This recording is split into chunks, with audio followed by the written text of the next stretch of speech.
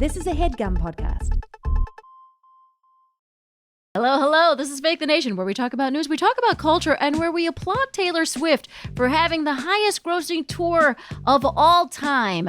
And by the way, Taylor Swift isn't the only one breaking records. I'm your host, Negin Farsad, and Fake the Nation is also breaking a record. It is 2024's podcast with the most Negin Farsad hostings of any podcast in the world. Okay? So you're not the only one, Taylor, with fucking accolades over here. Now, today, we're going to talk about whether standing ovations have jumped the shark, whether Trump is selling too much merch, or not enough, frankly, and we'll look at the Texas Blue Blonde curriculum, Biden's commutations, and finally, we ask, can you copyright a vibe? Today's panel is truly our producer, Andrew, showing off in these last final shows of the year. We have gathered for you today one of the most excellent panels of 2024. Again, Taylor Swift, not the only one breaking records. This is a record-breaking panel. You've seen him and heard him on the show before. He's a fan favorite. He is a comedian. He's currently on tour. He's been on The Tonight Show. He's just so fucking funny. I love this guy. It is the one and only Jurden. Hey, Jay. Hello, how are you doing? Oh, so happy to have you on. I am also joined by, for the first time, I believe, this is his first time on the show. Yes, it is. So, I believe that you can handle it because I was just on his show recently on CNN. Have I got news for you? But more importantly, he has a new special coming out on Hulu that I cannot wait to sink my teeth into because this man is such an excellent comedian. I've had the chance to see him live, and I really hope that you people out there in the universe can see him live as well. But Hulu is there for you when you can't. It is the incredible Roy Wood Jr. Hey. Okay. Hey, how you doing? Oh, my God. So happy to have you on. And before we get into the show, I just want to remind listeners that they can support the show by joining patreon.com/Negin Farsad. We just released a bonus episode this week with Corey Ryan Forster and Andrew T. About a case of a friend lying about their dying brother in order to cancel plans. So it's a next level kind of lying. It was a ridiculously fun conversation, and a lot of our bonuses are. I want to say all of our bonuses are. They're just fun and ridiculous conversations. So join patreon.com/Negin Farsad to get in on the fun. Also, the podcast trilogy, the Godfather podcast trilogy is in the feed. Tell your film buff friends. The Godfather 2 recap pod is with Peter Sagal, host of Wait, Don't Tell Me, and he is exactly the right person for the film because he loves The Godfather, knows everything about it. I was a first-time viewer, so I came to it with fresh 2024 eyeballs into the Godfather franchise. We had very different opinions about what we saw. So tune in to the Godfather trilogy miniseries in your Fake the Nation feed. Let's get into it with topic number one. Oh, yeah, sorry, the whole Jay. time were you watching The Godfather like, this is illegal. They can't be doing this. What? This is Why? I thought this was about this? a wedding. I thought this was about a girl dad. This is illegal. They can't do this. Mostly I was like, this is a little boring. Do we not see that? But no, but I also had some, I guess, maybe more helpful things to say about it. But it is a touch boring. Okay, here we go with topic number one. The New York Times culture writers were asked about standing ovations because it seems like everyone is doing them right now, but they're doing them even when a production sucks. So I've definitely been peer pressured into giving a standing ovation that I didn't believe in. I've also felt peer pressured into sitting down and not giving a standing ovation when I've wanted to. What I'm saying is that I'm a garbage sheep person, but me notwithstanding, are you guys doing too many standing ovations in your personal lives? Do you feel like this is happening to you?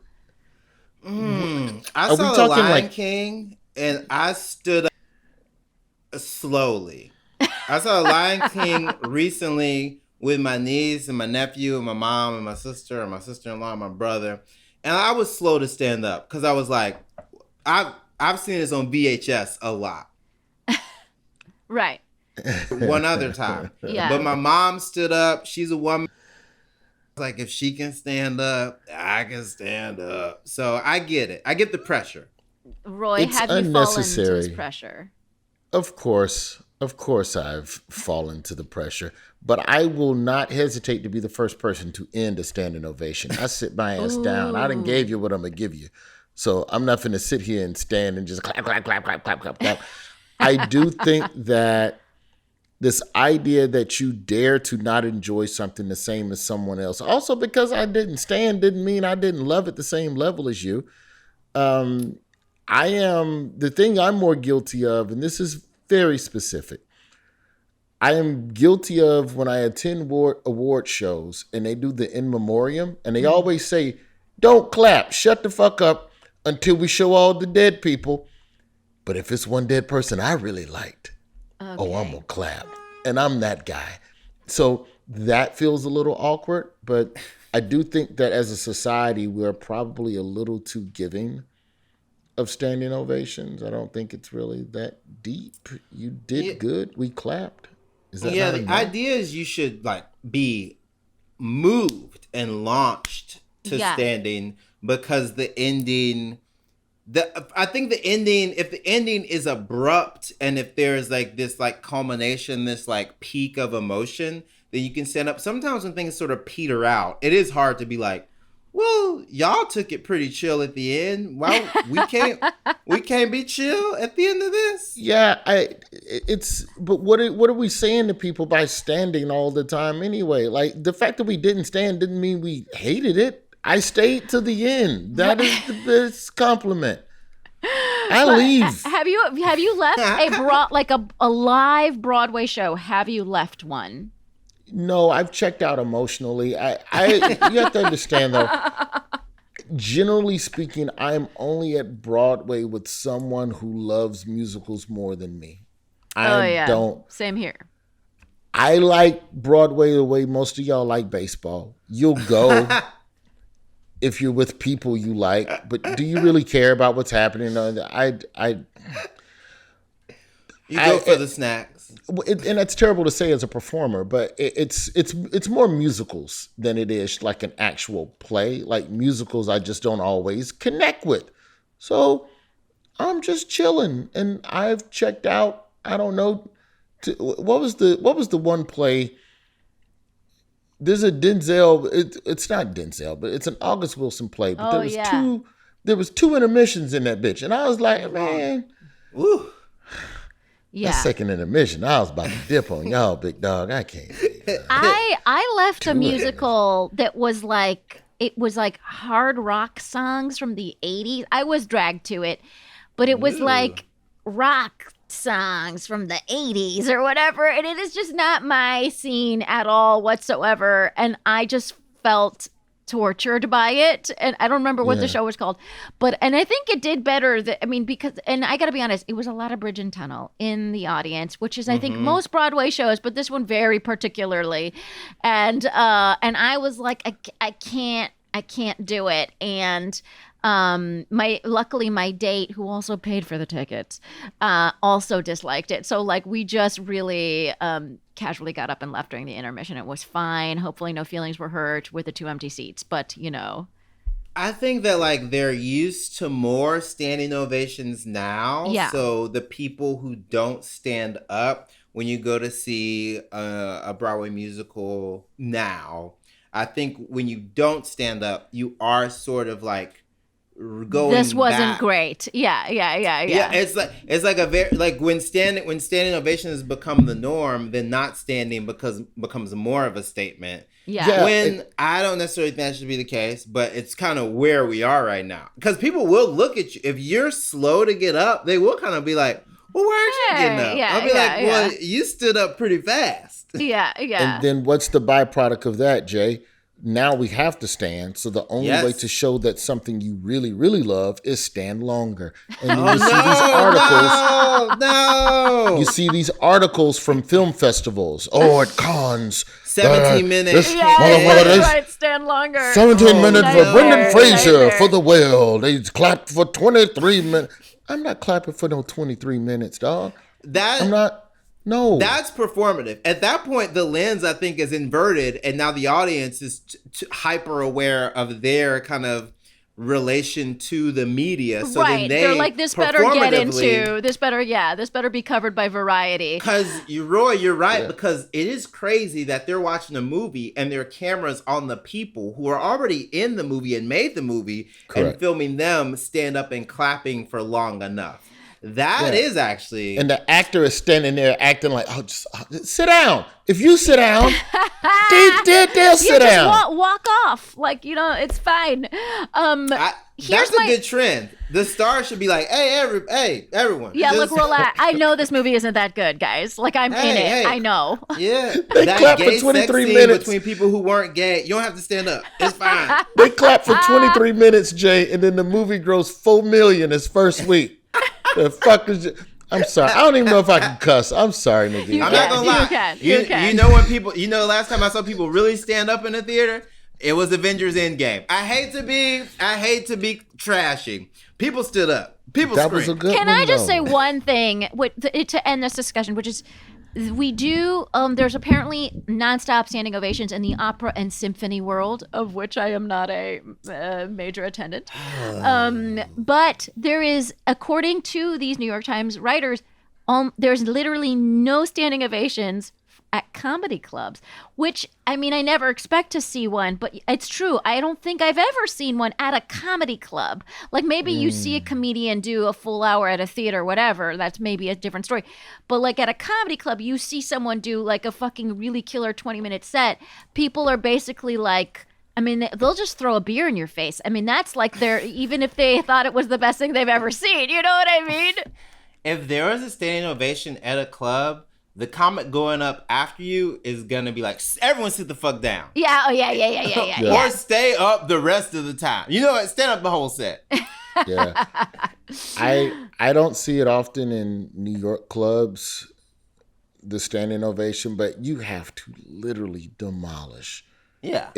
Every syllable has to be perfect, or it has to be a long journey. Like, I'd say of the hour special standing ovations that I've seen, I feel like Ali Sadiq was like the most honest in a way. It didn't feel like an audience coordinator told everybody, and rise, and clap and clap and clap and sit.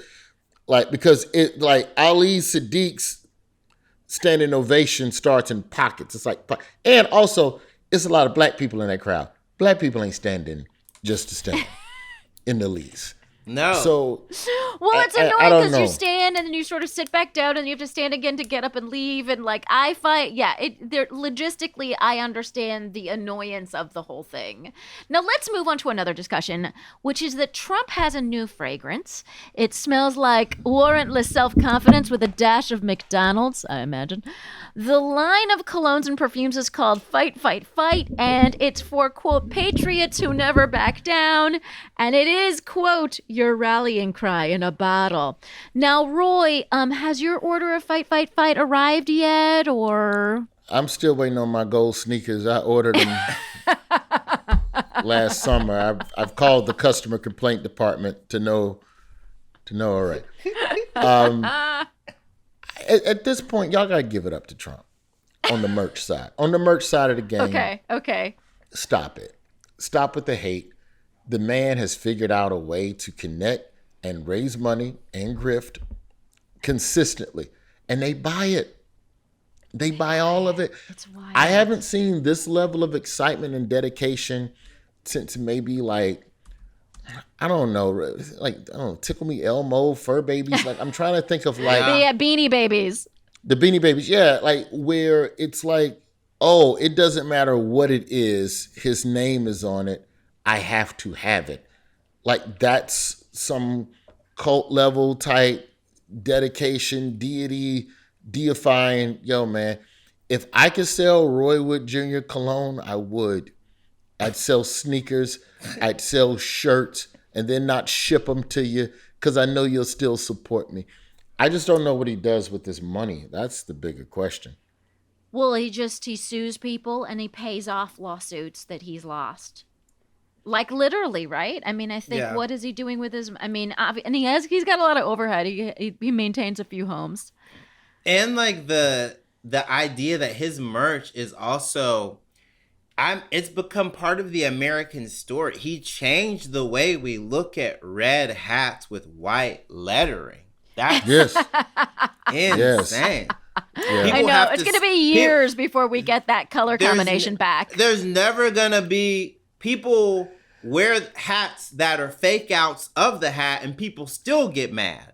Yeah. There's a level of kind of just, it's part of the American mythos now where you go, oh my God, you are a huge game changer. And the cologne is wild only because to put out a cologne after there have been 4 or 5 stories about how bad you smell, like there have been 3 different occasions where people are like, oh, he smells like a full diaper, like a Florida full diaper, and people he's like, you know what? Put it out, put out the meat sweat or the parfum, put it out. By the way, I actually remember looking this up.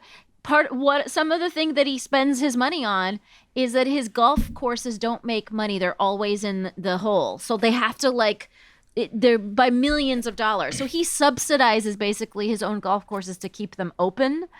And so he's a terrible businessman. No, I think part of your opening statement, Roy, was that he's figured out a way to sell merch and have people buy it and make money. And that's true. But on the other end, if he was a good businessman, he wouldn't need to sell merch. He would actually be making a shit ton more money off these other things, like the golf courses and resorts and stuff like that regularly underperform. A person who owns a golf course is not normally selling T-shirts. It's embarrassing. And deodorant and gold coins and Bitcoin, crypto. Robert Trent Jones of the world, like very popular guy. I only know that because I worked at a Robert Trent Jones golf course for like 2 weeks as a teenager. Like I do feel though liberals need to let go of thinking that calling him a bad businessman will effectively change the minds and how people who love him evaluate him. It's not going to change a damn thing. Because in the eyes of a broke motherfucker, a motherfucker that's got all that, they got it. We don't care how you got it. I don't know nothing about how you're supposed to keep it because they don't teach economics in public school. All I see is a dude with a jet. He got a golf course. He got a foreign model. He got a woman with an accent for his wife. These are all the symbols of richness. Because poor people are like, you know how much that white woman with the accent cost? That accent costs extra. He paid for the accent. Barely speak English. And when she do, it's 4-5 sentences at a time. Melania ain't trying to be eloquent on y'all. She did one speech and she stole that one from Michelle Obama. She ain't trying to talk. The amount of time that we have not seen her on the campaign trail in the last year is shocking, which I just feel like her rates went up. You know what I mean? And Trump's like, I can't, how many t-shirts do I have to sell to make you come and have like hold my hand at an event? Well, you know what I mean? He's paying per kiss. Every now and then he'll get a cheek and I'll be like, that costs something. He also sold Bibles. He sold Bibles. That's right. Jesus. That's right. Jesus never even sold Bibles. Yeah. Jesus never got to sell Bibles. For $100 with his autograph in them. Get the price of the Bible too, Jay. You got a standard Trump Bible for $60. There's like a deluxe for like $75, and then there's one where he signed it, and it ain't even got a zipper. And Jay came up in the South of the Baptist Church like me. It's a customary for the author to sign it. The Trump Bible, the $100 Bible got pictures. It better. I'm from the South where a good Bible was the one that had the zippers, so the pages don't get dirtied up. You can zip your Bible up. Right. Or it's like laminated so you could take it with you in the bath. Yes, you know what I mean? Where you do most of your Bible reading. You know, when you're doing a nice soak. Right. Roy, what happens if you go to a church and a black pastor pulls out a Trump Bible? A guest pastor. Turn to the book of Trump. Page 73. It's like, come on, man. I think also the deluxe Bible, if I'm not mistaken, it has copies of also the deluxe Bible, if I'm not mistaken, it has copies of the Declaration of Independence and the Constitution. Like there's a bunch of freedom, some freedom paperwork is in one of them as well. Because I don't know about you, Jay, but when I'm reading the Bible, I also am curious about what the forefathers was talking about back in the day. Put in the Declaration of Independence. You really are mixing timelines. This is some wild work. The multiverse of freedom. What? Also, that's crazy to be like, hey, go all the way to the back. There's a sneak peek of how we're going to use this to keep black people slaves. Like that. Yeah.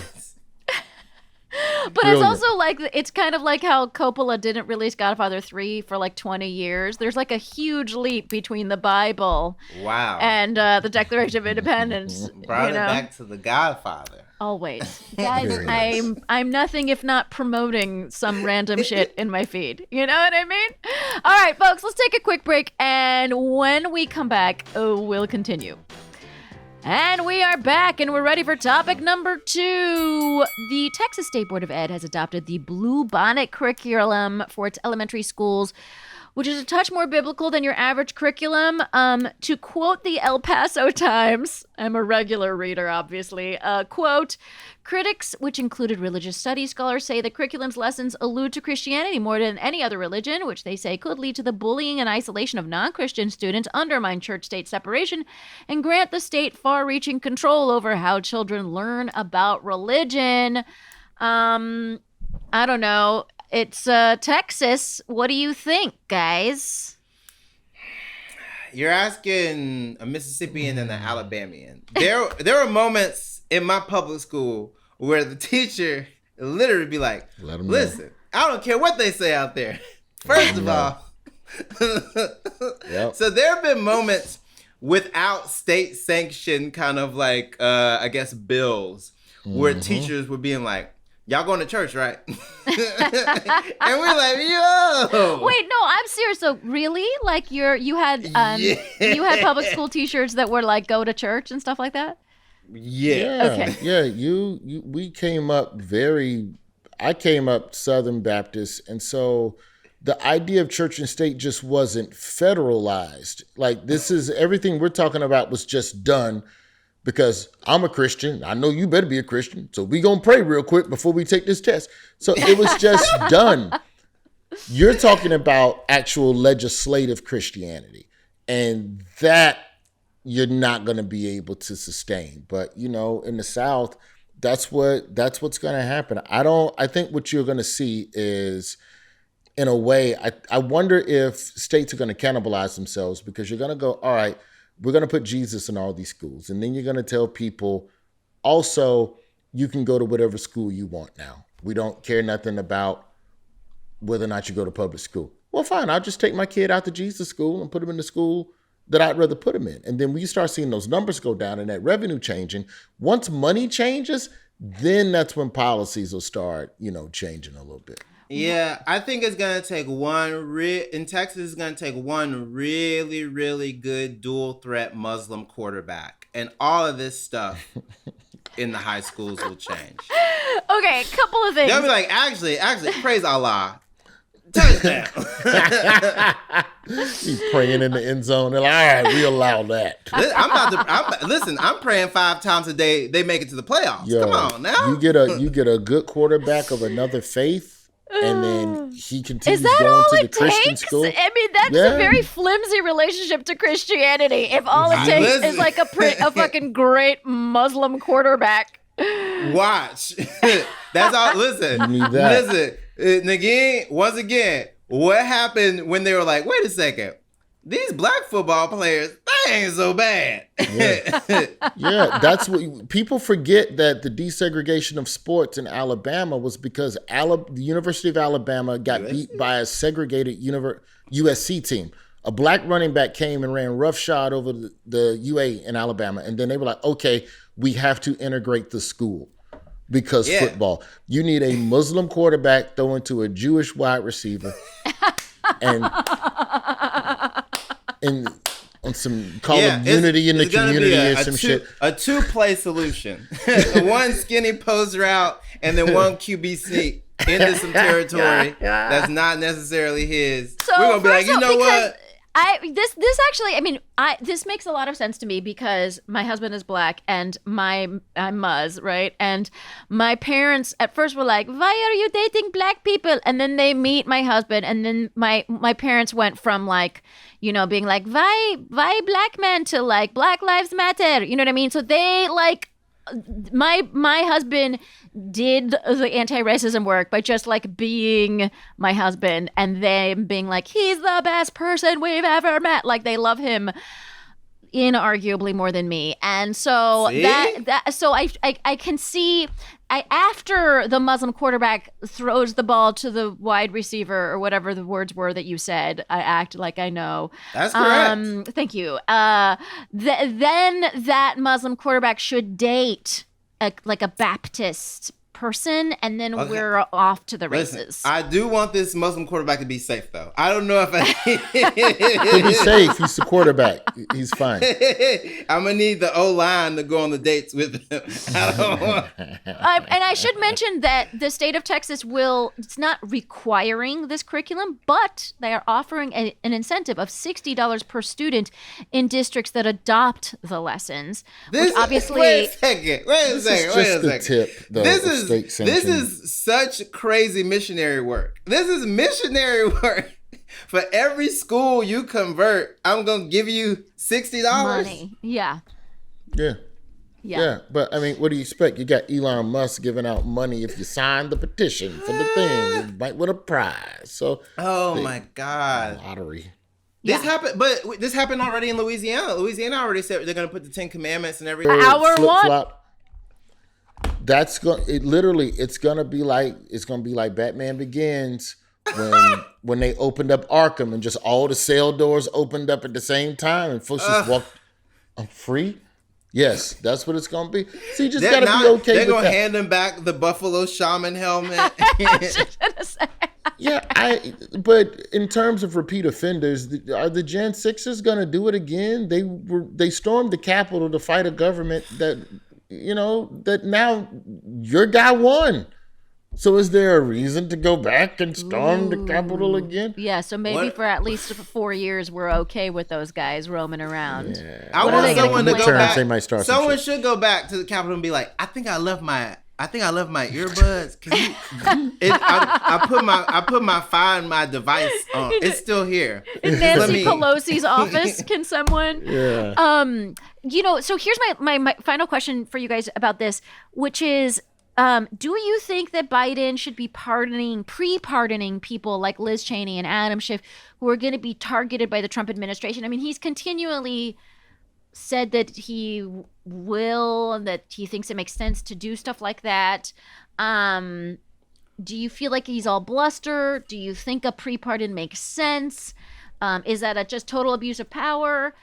Do you even like that presidents get to pardon people? I do like that presidents get to pardon. You do like it. I do think also, though, it's the one opportunity you have where you can't be vetoed, where you can just go, you know what? No, you come off death row, you come off death row, you come off death row. If you wanted to do that. I think politics play a role in why Biden didn't pardon more people off death row. In my opinion, I think that's where there's still time. But that's where pardon should start, to me. And I think that's where we've kind of lost the ball a little bit. But if not him, then who? Some panel or tribunal deciding who gets the pardon? And you like Morgan Freeman at Shawshank showing up with 3 strangers judging you? I'm the pre-pardon of it all is these weird sort of like political machinations where you have to plan for what you think the next person is going to do. Whereas a pardon for someone or commuting a sentence is like time served, or even there are times when history bends toward, the moral arc of history bends towards justice. So you get to say, wait a second, that person wasn't a terrorist. They just demonstrated during a sit-in. We kind of have to get this person out of jail, because terrorists and these labels kind of historically in America are changed so quickly, decades, but they change. And so I think that's where pardons are helpful. I think a pre-pardon is so scary because it does demonstrate the kind of weird political state we're in, where you're like, no, I got to pre-pardon you because this next person going to try to throw you in jail. And then does that just lead to a cycle of, then these people are going to pre-pardon these people who also might actually do something because they might end up, it's a strange thing. Yeah. It's just a bunch of free my dog. Yeah. Well, free my dogs. Well, then free all the dogs. Yeah. No more dog catchers. Well, yeah. I mean, by the way, speaking of the Jan 6 pardons that we're anticipating, like, Andrew Jackson, famously pardoned thousands of Confederate soldiers, right? And not that it's a president who did nothing wrong. Don't ask any Native Americans, or that man that he shot. Right. But just that Gerald Ford pardoned Nixon. I mean, there's things that pardons that end up happening that make things that sort of smooth things out so that we can move on. And maybe, there is an argument that might be something here. You know what I mean? I don't know. Yeah. But neither of you care about getting a pre-pardon for Liz Cheney? Oh, I thought you about for us. I haven't done anything, so I didn't know. Do you two specifically need a pre-pardon? I would like a pre-pardon. I would love just a pre-pardon. Yeah, Give me one. I'll do something crazy. I think you have to, because you don't know what they're going to conjure up in a kangaroo court to throw at these people who they've deemed as political enemies. And this incoming administration is as much about retribution as they are implementing new policies. So, yeah, dip me in that pre-pardon butter every time, baby. Give me something. Liz Cheney, you got to dip out. You got to go to block it. Like, you crazy for staying. Right? Shit, he can. Trump telling you, hey, it's on January 20th. We shutting down TikTok. I'm deporting all them folks, they families too, and I'm coming for you. He's told you for 2 months now. He coming for you. And you still here on the 20th?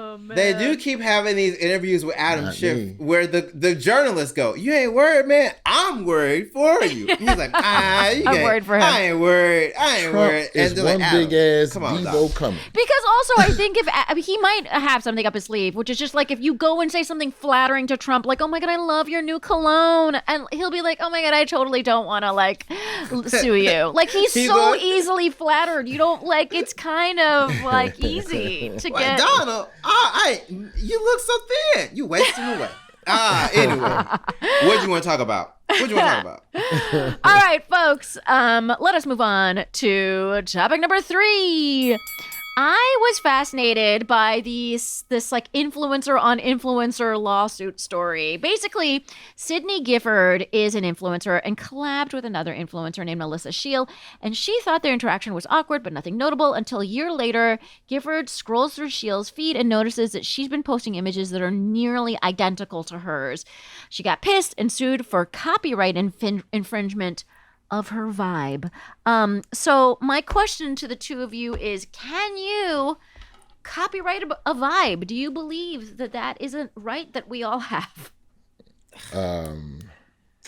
Oof. Some fights, they need to stay, they can't enter a legal arena. We're starting to really nitpick. These should be text message battles. This should continue to be a social media fight. Whenever lawyers have to say, but Your Honor, she stole my vibe. Where are we gonna? Is the judge gonna be like, sustained? You know what? Go off, sis. No cap. You did your big one.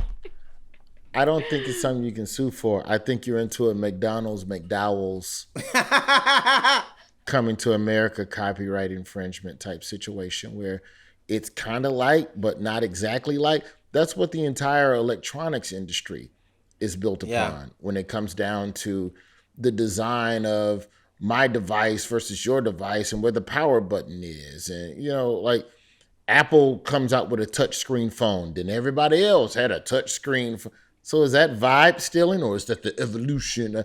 I understand the argument, but I mean, this shit happens all the time in stand-up comedy where somebody has a joke that's very similar to yours. Is that not a vibe? Yeah. That never goes to court. Also, did you trademark and copyright your vibe first before the person stole it from you? If you didn't, you got nothing. And Vanilla Ice, I hate to quote him, he said it best. That little ting makes it different. Ding, ding, ding, ding, ding, ding, ding. That's made it different enough legally. Which was bullshit. But he won. A visual equivalent of a little the vibes are different. The vibes are different at that point. You know what, Jay? Not enough people quote Vanilla Ice on this show, so I feel like you really did us all a service. Legal precedent. The other thing is that, so the influencer world, they're in the lifestyle influencer world, these two ladies. And one of the things that I've noticed about that world is that it's very similar. So it is that concept of like when you're doing a joke about, I don't know, Taylor Swift and the Eras Tour, there's going to be a ton of comedians doing something about the Eras Tour, right? Like that's because it's in the zeitgeist. Everyone's just catching something that's happening and they're going to do a bit about it. So it's not like, it's just like something, and the thing that's in the zeitgeist right now is to wear various shades of beige and be really fucking same looking, like boring. Everything is white and beige, and everyone looks like they shop at Ann Taylor, and like it's a really, really terrifyingly boring influencer world out there for lifestyle stuff. And these two ladies are both in that world. So I feel like if this woman is infringing the copyright, I feel like they're all infringing each other's copyright, and there's hundreds of them doing the same look, the same chunky cable knit sweater, like the same, cream colored ottoman that they're perched on, like reading their Kindle or whatever. Where does vibe extend and stop? Yeah, it's where does vibe begin and end? Because you could go. Is it Bobby Althoff? I'm not going to pronounce her last name correct, but the one, you put her up against the white girl from Call Me Daddy. And it's like, okay, two distinctly different personalities, but in terms of vibe, for me, monotone white girl asking odd questions that get interesting and engaging answers. Is that the same vibe? Yes or no? It depends on how you interpret it. I mean, you could look at somebody who could say that Shannon Sharp and Club Shay Shay and what he does is similar to All the Smoke or Drink Champs. Yeah. And it's, I don't think any of those three products are the same, but to the outside viewer who just sees black people, yuck, yuck, yuck.